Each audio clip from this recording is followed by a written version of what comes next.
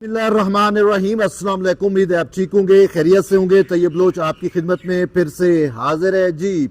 Judiciary से जुड़ी हुई अब तक की अहम डेवलपमेंट जिसका आपको मुझे बहुत ज़्यादा इंतज़ार था, ये एक ब्रेकिंग न्यूज़ है बेसिकली, और वो ये कि मखसूस नशिस्तों का मामला जो है वो अब समात के लिए मुकर्रर हो चुका है।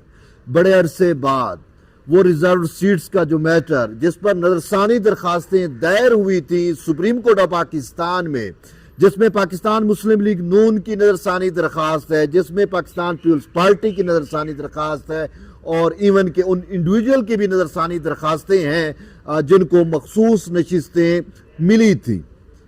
और ये नजरसानी दरखास्त जो है वो जस्टिस मंसूर अली शाह और उन का वो जो फैसला था जिसको उन्होंने तहरीर किया और जिसमें 8 जजेस ने अक्सरियत के साथ तहरीके इंसाफ को वो नशिस्तें देन कर दी थी, उस फैसले के खिलाफ नजरसानी दरखास्त दायर की गई थी सुप्रीम कोर्ट ऑफ पाकिस्तान में। बल्कि दायर की गई थी, काफ़ी सारी नजरसानी दरखास्तें थी। फिर ये मामला जो है वो खटाई में चला गया था। यूं समझे कि वो फाइल गुम हो गई थी। पिछले दिनों मैंने इस पे व्लॉग किया और मैंने वीडियो बनाई और उसमें ये कहा कि फ़ाइल गुम हो गई। तो मतलब ये नहीं था कि फ़ाइल गुम हो गई है, मतलब ये था कि वो फाइल लग ही नहीं रही, उसको साइड पे रख दिया गया, ये केस लग ही नहीं रहा। लेकिन अब शायद हमारी सुनी गई है और खुशी की बात यह है कि अब ये मामला जो है वो समात के लिए मुकर्रर कर दिया गया है। देखिए, जब ये फैसला आया था, मंसूर अली शाह साहब का ये फैसला था जिसको खुद सुप्रीम कोर्ट ऑफ पाकिस्तान के मुअज़्ज़ज़ जज साहबान ने कहा था कि ये मावरा आइन फैसला है। इस फैसले को देने के लिए आइन की फलां शिक्कों को जो है वो तोड़ा गया है, उनसे इनहराफ करके तहरीके इंसाफ के लिए एक रिलीफ तख्लीक किया गया है। ये जस्टिस अमीनुद्दीन खान और जस्टिस नईम अफगान का नोट था। उसमें उन्होंने यहां तक कहा कि ऐसा फैसला जो खिलाफ आइन हो उस फैसले को मानने का कोई पाबंद नहीं है। और फिर हमने देखा कि सही मंसूर अली शाह साहब ने फैसला जारी करने के बावजूद अपने यानी पाकिस्तान के जुडिशियल मंजरनामे पे अगर आप देखें, पाकिस्तान की जुडिशियल हिस्ट्री में देखें, तो फर्स्ट टाइम हमने देखा था कि कोई मुअज़्ज़ज़ जज साहब जो है वो अपना फैसला देने के बाद वजाहतें जारी कर रही हैं और उन वजाहतों में इलेक्शन कमीशन ऑफ पाकिस्तान को एक किस्म का उन पर जो है वो दबाव डाला गया कि आपने जो है ये नशिस्तें फलां तारीख तक फलां तक आपने देनी है बसूरत दीगर। ये अल्फाज लिखे हुए हैं उस मंसूर अली शाह की वजाहत में, जिसमें उन्होंने कहा था कि संगीन नतैज भुगतना पड़ेंगे इलेक्शन कमीशन ऑफ पाकिस्तान को अगर उसने हमारे इस फैसले पर हमारी मंशा और हमारे लिखे हुए के मुताबिक इंप्लीमेंट ना किया। तो ये चीज आपके सामने थी। फिर क्या हुआ, इलेक्शन कमीशन में इजलास भी होते रहे और हमने यहां तक देखा कि स्पीकर कौमी असम्बली और सूबाई असम्बली के जो स्पीकर हैं उन्होंने इलेक्शन कमीशन ऑफ पाकिस्तान को खत भी लिखा कि इस मामले पर जो है वो जल्द फैसला किया जाए।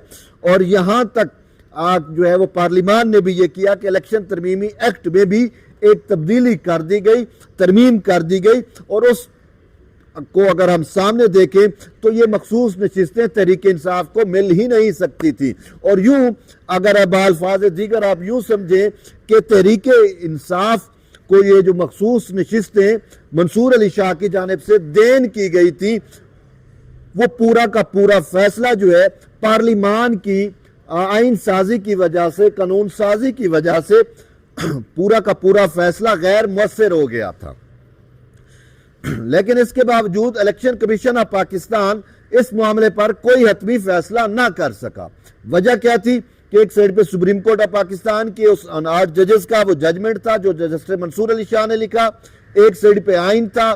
तो अब इलेक्शन कमीशन जो है वो इस अभाम में था कि आया वो आइन पे अमल दरामद करे या सुप्रीम कोर्ट ऑफ पाकिस्तान के फैसले पे अमल दरामद करे। जबकि आइनी तौर पे, कॉन्स्टिट्यूशनली तौर पे अगर हम देखें तो इलेक्शन कमीशन को आइन को मानना पड़ता है, वो एक बॉडी है, इंडिपेंडेंट बॉडी है, सुप्रीम कोर्ट के फैसले को वो मानने की पाबंद नहीं। लेकिन इसके बावजूद इलेक्शन कमीशन चूंकि खुद भी नजरसानी में आ गया, तो फिर उन्होंने ये सोचा कि क्यों ना हम जो है वो वेट कर लेते हैं सुप्रीम कोर्ट में कि वो नजरसानियों पर फैसला करे। लेकिन फिर हमने यहां पे देखा कि जब नजरसानी दरखास्तें दायर हुई, उस वक्त के चीफ जस्टिस काजी फैज ईसा ने जजेस कमेटी का इजलास तलब किया और कहा कि जी ये जो फैसला है इस पर अब नजरसानी दरखास्तें आ गई हैं, तो इसको समाअत के लिए मुकर्रर किया जाना चाहिए। लेकिन उस टाइम जस्टिस मंसूर अली शाह और जस्टिस मुनीब अख्तर ने जो है वो इख्तलाफ किया और उन्होंने कहा कि नहीं जी, हमने इन नजरसानियों पे अभी समाअत नहीं करनी, अभी छुट्टियां हैं गर्मियों की, हम छुट्टियों पे जा रहे हैं। तो उन्होंने उस टाइम सुप्रीम कोर्ट के कमरों को या जो कोर्ट रूम्स हैं उनको ताले लगा के छुट्टियों पे चले गए, इंसाफ मुअत्तल कर दिया। जस्टिस मुनीब अख्तर ने तो यहां तक कहा कि आइन में छुट्टियां भी हमें दी गई हैं, तो हम तो छुट्टियां अवेल करेंगे। काजी साहब ने कहा कि देखिए आइन में ये लिखा हुआ है कि अगर कोई अर्जेंट मैटर आता है, कोई ये चीज होती है, तो हमारी आइनी और कानूनी जिम्मेदारी है कि हम इंसाफ करें। उन्होंने कहा नहीं जी, ये भी हमारी जिम्मेदारी है, आइन में लिखा है हमने छुट्टियां करनी है। तो बहरहाल वो छुट्टियों पर चले गए और फिर उसके बाद सर्दियां की भी छुट्टियां खत्म हुई और ये मामला जो है वो मतलब पेंडिंग रहा, इल्तवा का शिकार रहा। तो अब जो है वो उस फाइल को जो है उसकी झाड़ पूंछ करके साफ करके उस मामले को 6 मई को समाअत के लिए मुकर्रर कर दिया गया है। यानी नेक्स्ट वीक अब इस मामले पर समाअत होगी। अब देखना यह है कि इस फैसले, ये जो मखसूस नशिस्तों वाला मामला है, इसमें आपको इल्म है कि तहरीके इंसाफ जो है वो फ्री की नहीं थी। तहरीके इंसाफ जो है वो इसमें यहां पे आई थी सुन्नी इत्तेहाद कौंसिल, उसने कहा ये सीटें हमें मिले। लेकिन अगर आपको याद हो कि जब ये लार्जर बेंच बैठा था और जब इसकी समाअत कंक्लूड हो रही थी, उस वक्त मुअज़्ज़िज़ जज अतर मिनल्लाह ने पीटीआई के वकील को मुखातिब करके कहा था कि अगर हम ये नशिस्तें आपको दे दें तो आपको तो कोई इतराज तो नहीं है। बिल्कुल आखिरी अल्फाज इस समाअत के यही थे, जस्टिस अतर मिनल्लाह की जो जबान से अदा हुए। तो उस टाइम पीटीआई के वकील ने कहा भला हमें क्यों इतराज हो, हमें तो नशिस्तें मिल रही हैं।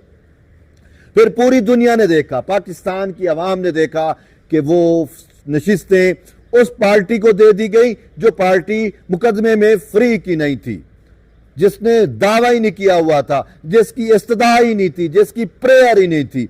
तो यूं इसको जो है वो एक अनोखा फैसला कहा जाता है, एक शहकार तख्लीक कहा जाता है, जिसकी आइन और कानून में किसी किस्म की कोई नज़ीर नहीं मिलती। और फिर इतना अरसा गुजरा, हमने देखा कि पार्लिमान नामुकम्मल है, सेनेट के इंतखाबात जो है वो नहीं हो पा रहे, सूबाई असम्बलियाँ नामुकम्मल हैं।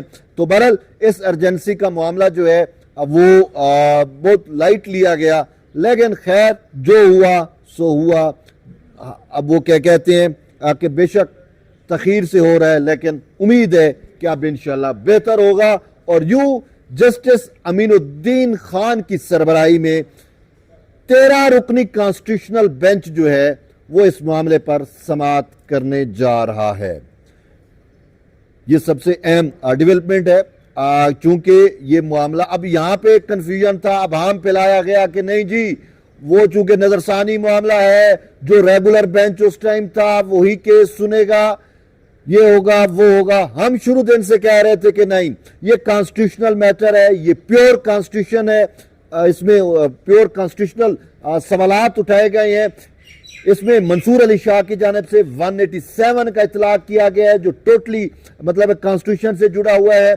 और फिर इसमें इलेक्शन तरमीमी एक्ट भी आ चुका है, जिससे इस 8 जजेस के फैसले को गैर मुअस्सर कर दिया गया है। तो यूं जो इसकी ग्राउंड्स बनती हैं वो टोटल कॉन्स्टिट्यूशन ग्राउंड है। तो इसी वजह से हम ये कह रहे थे कि ये मामला कॉन्स्टिट्यूशनल बेंच में लगेगा। उस टाइम कॉन्स्टिट्यूशनल बेंच जो है वो 7 का था, पूरा नहीं था। फिर हमने देखा न्यू जजेस आए, इंडक्ट हुए, और फिर कॉन्स्टिट्यूशनल बेंच जो है वो 15 पे चला गया। तो चूंकि फुल कोर्ट थी उस टाइम, तो 13 जजेस ने पहले इस मामले को सुना था, तो इसी वजह से अब वो स्ट्रेंथ जजेस की बराबर कर दी गई है, लेकिन रेगुलर नहीं। अब कॉन्स्टिट्यूशनल बेंच जो है इस मामले को सुनने जा रहा है, वो अब इस पर समाअत करेगा। अब देखते हैं कि 6 मई को क्या होता है। किस सिमत मामला जाता है। क्या आया जिनको मखसूस नशिस्तें पहले से दे दी गई थी, जिन्होंने हलफ लिया हुआ है, जिन्होंने जो है वो जिनको अलाट हो गई, क्या उन्हीं को दोबारा मिलेंगी, या ये जो मंसूर अली शाह साहब ने जिनको दी उनको मिलेंगी, या कोई और रास्ता निकलेगा। बहरहाल ये तो अभी चूंकि आईनी सवालात हैं, कानूनी सवालात हैं, उनके जवाब भी तलाश करने इस कॉन्स्टिट्यूशनल बेंच ने। तो अब फिर भी ये जो फैसला आया था, ये तीन फैसले थे, ठीक है। इसमें जो है वो 3 मुख्तलिफ जजमेंट्स यानी कि वो थे। अब अक्सरियती जजमेंट 8 का जजमेंट था, जिसमें मखसूस नशिस्तें तरीके इंसाफ को देन कर दी गई थी, और इसमें 2 जजेस जो हैं उनका अलग एक राय था, अमीनुद्दीन खान और नईम अफगान साहब का। उन्होंने कहा कि नहीं, ये नहीं मिल सकती इनको जिनको दी गई है। और इसमें एक और जस्टिस अपना जमाल खान और जस्टिस काजी फैज ईसा का एक राय ये थी कि जो है वो पार्शली यानी कि जिनके सर्टिफिकेट सबमिट हुए थे इलेक्शन के वक्त और वो सारा कुछ सिर्फ उनको मिल सकती है। तो यूं ये थे। अब देखना है कि कॉन्स्टिट्यूशनल बेंच जो है इस मामले को कैसे लेके चलता है। लेकिन मैं अगर आपको बताऊं कि वो जो पार्लियामान ने आइन साजी की थी, पार्लियामान ने जो कानून बनाया इलेक्शन तरमीमी एक्ट में जो अमेंडमेंट की, उसको अगर हम देखें तो फिर ये मखसूस नशिस्तें जो है किसी सूरत तहरीक इंसाफ को नहीं मिलेंगी, और फिर यही है कि जिनको शायद अलाट हो चुकी हैं वही बहाल हो जाएंगे। तो बहरहाल ये फैसला जो है वो सुप्रीम कोर्ट ऑफ पाकिस्तान ने करना है। अब तक की ये अहम और ब्रेकिंग डेवलपमेंट थी, मैंने कहा आप तक शेयर करूं। एट द एंड है कि जुड़े रहिए तैयब बलोच के साथ। मिलते हैं एक नई वीडियो में, तब तक ले इजाज़त दें। अल्लाह हाफिज़।